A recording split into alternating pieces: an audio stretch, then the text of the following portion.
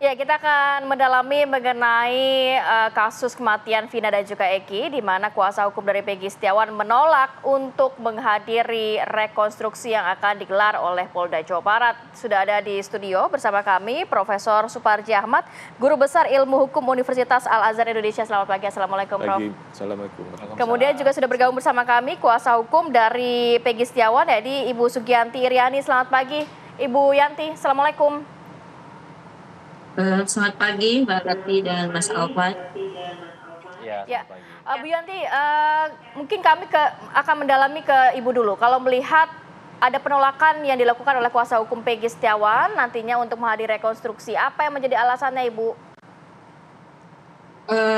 Sejauh ini kami sampai hari ini belum mendapatkan surat undangan untuk dilakukannya rekonstruksi. Tapi kalau sampai nanti ada undangan atau pemberitahuan rekonstruksi, kami akan siap melakukan penolakan.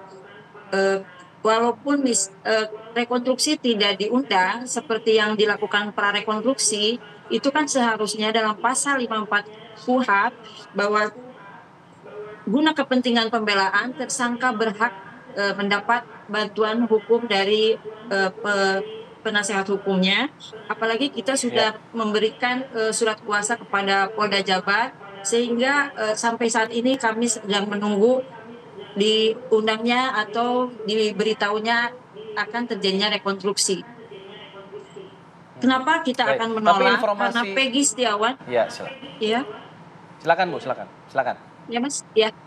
Kita akan melakukan penolakan karena Peggy Setiawan bukanlah Peggy alias Peron yang tercatat dalam DPO putusan pengadilan tahun 2017, karena di situ berbeda sekali ciri-ciri dan juga alamat Peggy Setiawan dengan DPO yang tertera dalam putusan ingkrah, dan juga Peggy Setiawan pada saat terjadinya kejadian pembunuhan Vina dan Eki di tahun 2016 di tanggal 27 Agustus tidak berada di Cirebon atau tidak berada di TKP. Itu yang menjadi alasan kami sebagai tim kuasa hukum akan menolak rekonstruksi. Baik, tapi informasi akan ada digelarnya rekonstruksi ini Ibu dapat dari siapa Bu? Karena kalau kami juga konfirmasi ke pihak polisian belum ada nih keterangan bahwa mereka akan menggelar rekonstruksi, Bu. Ya, betul. Kami mendapat informasi dari beberapa rekan penasehat hukum yang mengatakan bahwa siap-siap akan terjadi rekonstruksi, dan kami pun menunggu pemberitahuan.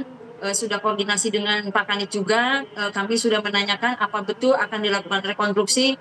Kalau memang dilakukan rekonstruksi, tolong diberitahu atau diundang, karena kami adalah penasehat hukum Peggy Setiawan, itu berhak untuk mendampingi Peggy Setiawan pada saat rekonstruksi, karena rekonstruksi itu adalah bagian daripada penyidikan.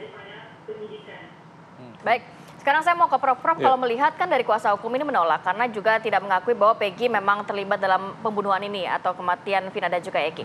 Tapi kalau dari sisi pihak kepolisian berarti ini masih bisa saja ya begitu rekonstruksi tetap digelar walaupun tidak ada kehadiran Peggy Setiawan dan juga kuasa hukumnya, akan bisa, dan juga gimana nanti prosesnya? Ya, setidaknya kan ada dua alasan ya, yaitu administratif dan substantif ya.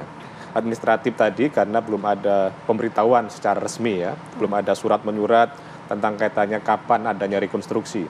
Kemudian secara substantif adalah kaitannya dengan bahwa memang Peggy itu bukan pelaku sebagai tersangka dalam konteks tindak pidana kasus terbunuhnya Vina dan Eki. Sehingga apa yang mau direkonstruksi oleh Peggy, apa yang mau diperankan kan gitu. Karena pada dasarnya adalah bahwa dalam rekonstruksi adalah pengulangan peran yang telah dilakukan pada waktu kasus itu terjadi. Sehingga kalau tidak ada apa-apa yang dilakukan pada waktu itu, maka tidak menjadi satu rekonstruksi hadir ya. Kemudian yang ketiga, memang bagaimana sekarang nasibnya rekonstruksi? Apakah kemudian tetap dilaksanakan dengan peran pengganti, dengan pihak yang lain dan sebagainya? Kemungkinan itu terjadi. Tapi kan di tahun 2017 saat kasus ini memang dilakukan rekonstruksi, para terpidana saat ini memang tidak mau melakukan juga akhirnya dengan peran pengganti. Karena memang ada satu hal yang menjadi pegangan para penyidik, bahwa pengakuan bukan satu alat bukti gitu ya.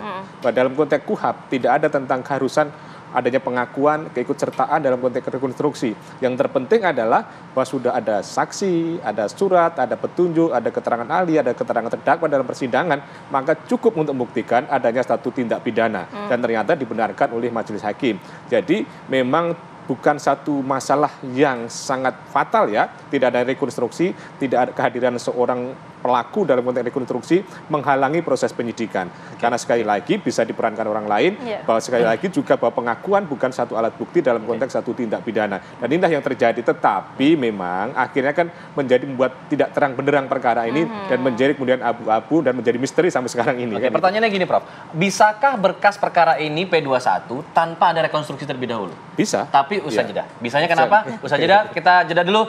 Apa kabar Indonesia Pagi, segera kembali.